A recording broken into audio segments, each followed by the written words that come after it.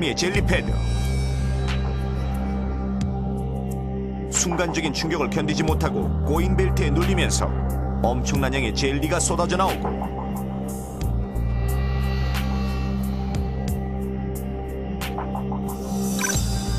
그것도 모자라 꼬인 안전벨트는 결국 찢어지고 말았습니다. 실험이 끝나고 확인해보니 운전석 더미에 펴진 안전벨트는 충격을 흡수한 반면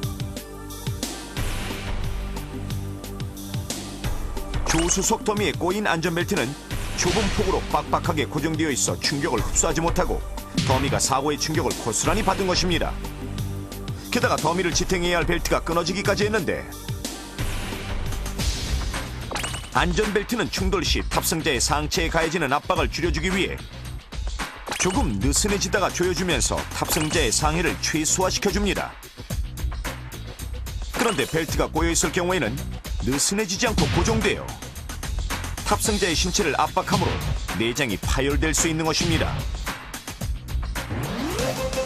그렇다면 벨트가 꼬였는지만 확인하면 안전할까요? 아닙니다.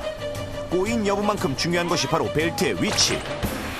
안전벨트를 복부에 매는 것은 매우 위험합니다.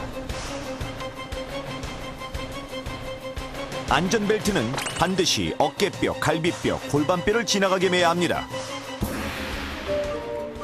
어깨뼈와 골반뼈는 무려 4,300kg의 무게를 견딜 정도로 단단하지만 사람의 복부는 내장만 있을 뿐 단단하게 버텨주는 뼈가 없어서 충격에 그대로 노출되어 내부 장기가 파열될 수 있기 때문에 안전벨트는 반드시 골반뼈에 걸치도록 매야 합니다. 하지만 어린이와 성인의 신체 구조는 매우 달라서 문제인데, 어린이가 성인용 안전벨트를 매면 어떻게 될까요? 역시 실험해보겠습니다.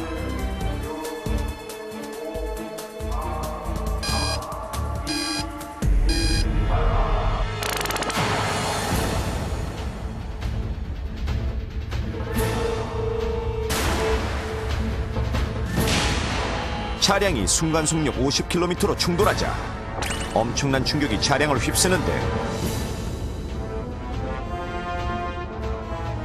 엄마 더미는 안전벨트에 의해 안정된 자세를 유지한 데 비해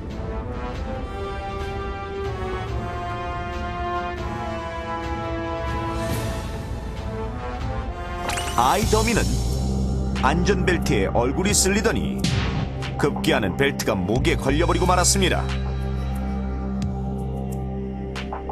심지어 더미의 얼굴 부분이 벗겨지더니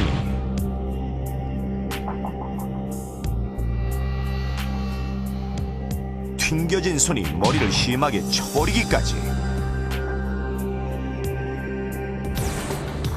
실험이 끝나고 확인해보니 엄마 더미는 안전벨트가 바르게 위치한 채 아무런 이상이 없는 데 비해 아이 더미는 만약 실제였다면 목에 심각한 상해를 입고 복부 내장이 파열될 수 있었던 상황입니다.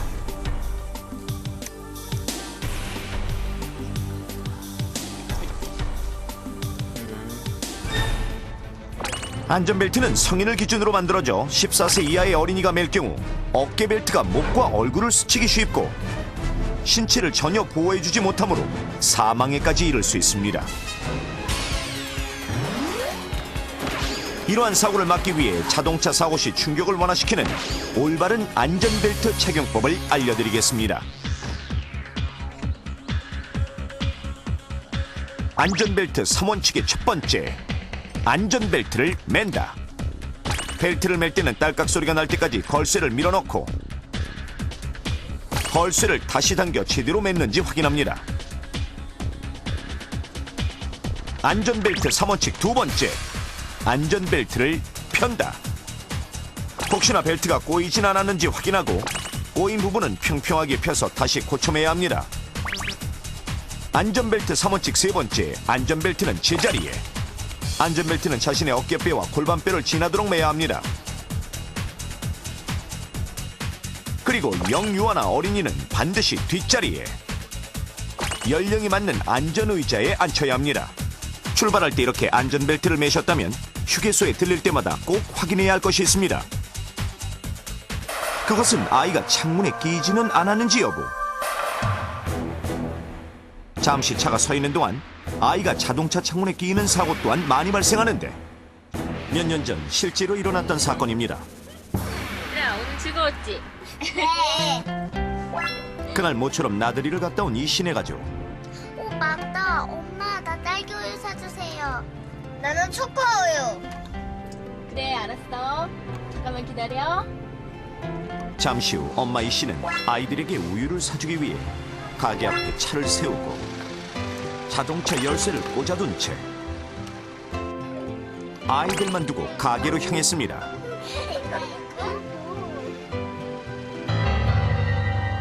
그런데 엄마가 차를 비운 사이 창문 개폐 장치를 만지작거리던 동생. 그 사이 뒷좌석에 창문이 올라가면서 뒷좌석 창문 밖으로 고개를 내밀고 있던 누나의 목을 조른 것입니다.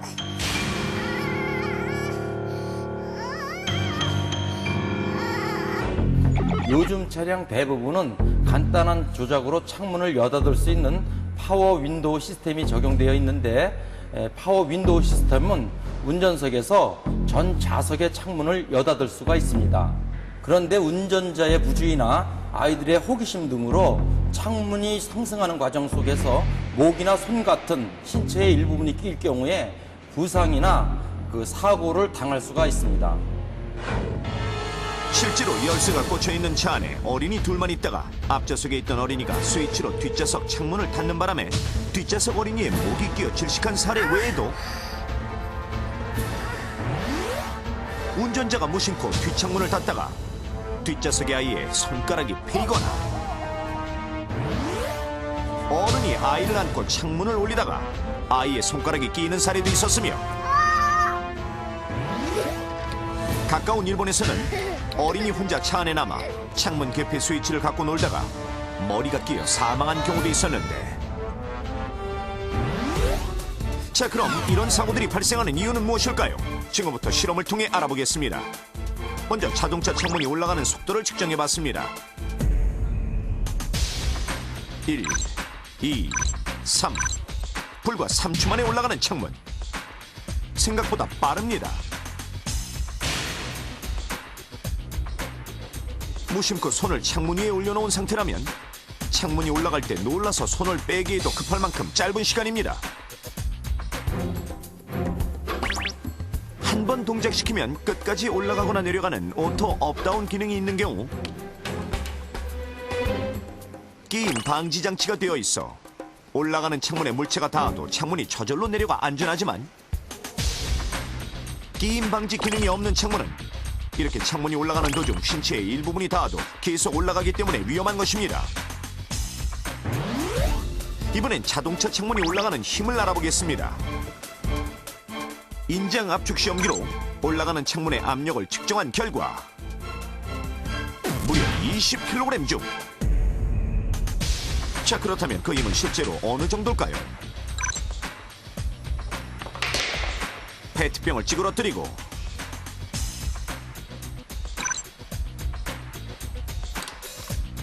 캔도 찌그러뜨립니다. 그렇다면 사과는 어떨까요?